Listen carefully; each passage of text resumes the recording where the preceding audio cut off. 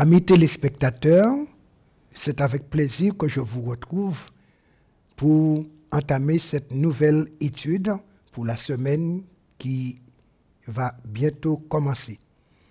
Le thème que nous allons analyser pendant les jours suivants, attrister le Saint-Esprit et lui résister. Un sujet ô combien important pour tous les croyants, ceux qui connaissent Dieu, qui connaissent sa parole, qui ont l'habitude d'être inspirés par l'Esprit. Comment faire pour être un bon collaborateur avec cette troisième personne de la divinité? C'est tout ça au sujet duquel nous allons nous entretenir pendant cette semaine. Mais juste avant d'aller plus loin, nous allons inviter notre Dieu à être notre guide par sa parole pour nous éclairer. Nous rendons grâce à notre Dieu, ce Dieu bienveillant, bon, miséricordieux, tout-puissant, proche de nous, disposé à nous aider, nous éclairer, lui qui est lumière et qui est disposé à éclairer, et il nous a donné sa lampe pour ne pas perdre le chemin du ciel, sa parole. Que par l'Esprit Saint, il puisse nous aider à bien saisir les éléments de cette nouvelle étude, afin que nous puissions être enracinés en lui, par sa parole, par la foi, par l'amour, mais surtout par l'Esprit. Nous prions au nom de Jésus. Amen. Le verset que nous allons essayer de garder en mémoire pendant toute cette semaine, nous allons nous efforcer de l'intégrer dans notre système mental, dans notre mémoire, afin de pouvoir organiser notre vie spirituelle.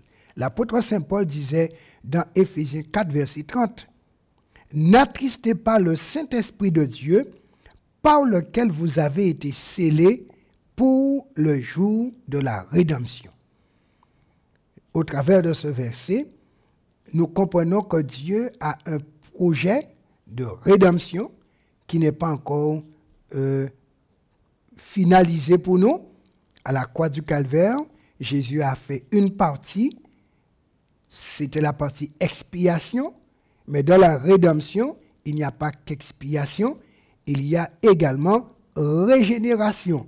Car Jésus est mort, mais si nous ne sommes pas régénérés, nous ne pourrons pas bénéficier de l'entrée dans le royaume céleste. Et c'est pourquoi, en vue de ce jour de la rédemption, Dieu nous donne le Saint-Esprit pour faire un travail. Voilà pourquoi nous allons approfondir ce sujet.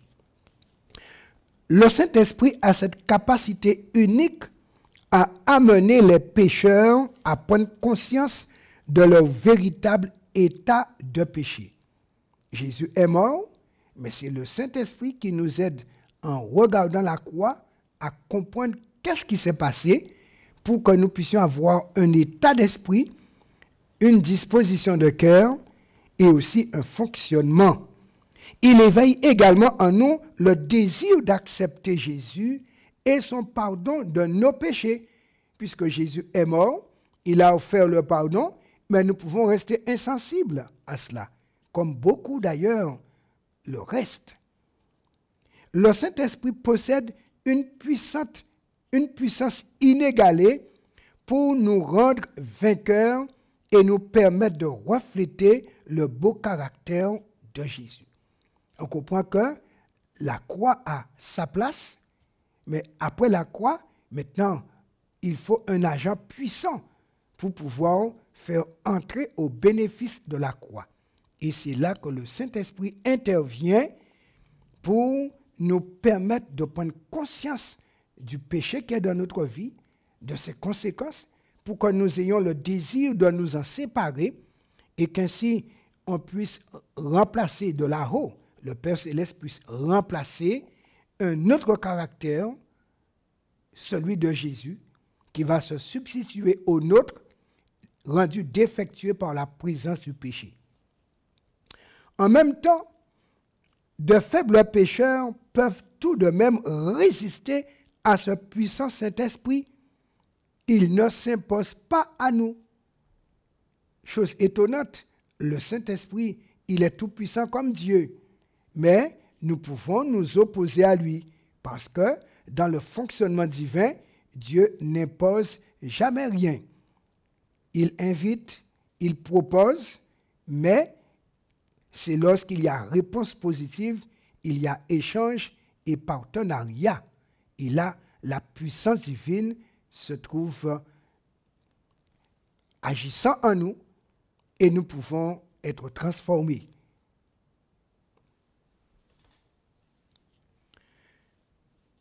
Le péché est très séduisant, très attrayant. Cependant, il est hautement trompeur et il mène à la mort. Il est diamétralement opposé à Dieu, à sa pure sainteté et à sa bonté. Reflétant sa divine sainteté, le Saint-Esprit est opposé au péché, sous toutes ses formes. Et il est chagriné quand nous péchons et que nous ne voulons pas abandonner ce péché. Et quand il est chagriné, il nous fait sentir son chagrin. C'est pour que nous puissions ne pas persister dans ce que nous faisons de mal.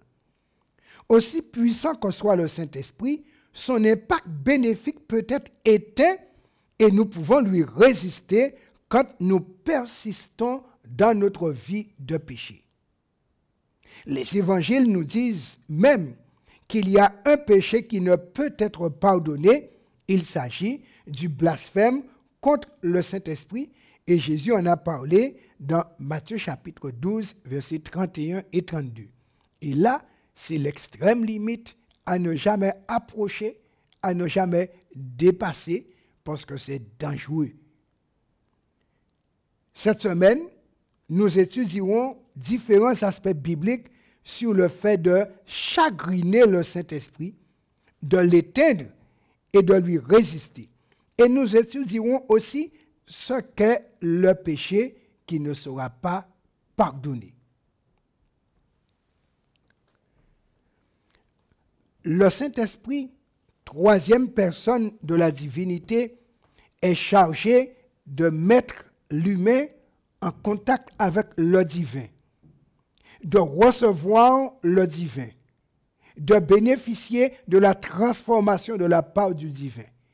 Mais si ce seul moyen qui, après Jésus, existe, Dieu n'a pas d'autre. Et c'est pourquoi il est important pour nous de comprendre le projet de Dieu, comment il fonctionne, d'adhérer à ce projet et d'accepter les voies et moyens que Dieu utilise pour pouvoir nous ramener à lui. Jésus a payé, mais le péché nous garde à distance. Et pour bénéficier du paiement, il faut entrer en rapprochement. Alors, dans ce cas, comment se rapprocher? Et c'est là où le Saint-Esprit intervient pour être le catalyseur, celui qui va favoriser le déclenchement de l'intimité entre le pécheur perdu et le Dieu très saint. Et le Saint-Esprit va nous toucher pour que nous puissions ouvrir les yeux sur notre réalité, le péché qui est là, apportant la mort, et pour nous dire, veux-tu persister dans la mort? Et si nous avons un substrat de la vie éternelle, le désir de prolonger la vie, alors il va nous montrer le chemin de la vie. Et chargé de nous conduire au Père, nous accepterons la repentance, le chemin du retour vers la vie. Nous avons besoin de la présence du Saint-Esprit.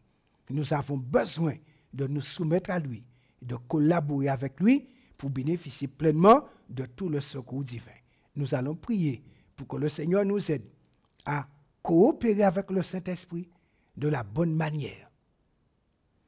Éternel, notre Père, notre Dieu, nous reconnaissons le rôle important que joue ton Esprit Saint, envoyé de ta part, pour pouvoir nous convaincre de péché, pour nous amener à la justice et de là à la sainteté.